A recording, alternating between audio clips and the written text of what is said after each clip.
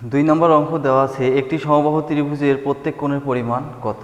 তাহলে যেহেতু ত্রিভুজটি সমবাহু, তাহলে আমরা যদি এরকম একটি সমবাহু ত্রিভুজ অঙ্কন করি যার 3টি বাহুই সমান, সমবাহু বলতে 3টি বাহুই সমান, তাহলে আমরা জানি যে একটি ত্রিভুজের 3 কোণের সমষ্টি হবে 180 ডিগ্রি। যেহেতু বাহু 3টা সমান, আমরা জানি সমান সমান বাহুর বিপরীত কোণগুলো পরস্পর সমান, তার মানে প্রত্যেকটি কোণের মানই হবে আমাদের এক সমান হবে।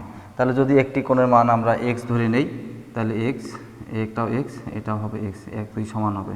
তাহলে 3x ইকুয়াল 180 ডিগ্রি, বা এক্স ইকুয়াল 180 ডিগ্রি ভাগ 3, 3 একে 3, 3 6 18, 60 ডিগ্রি। অর্থাৎ এক্স সমান কত?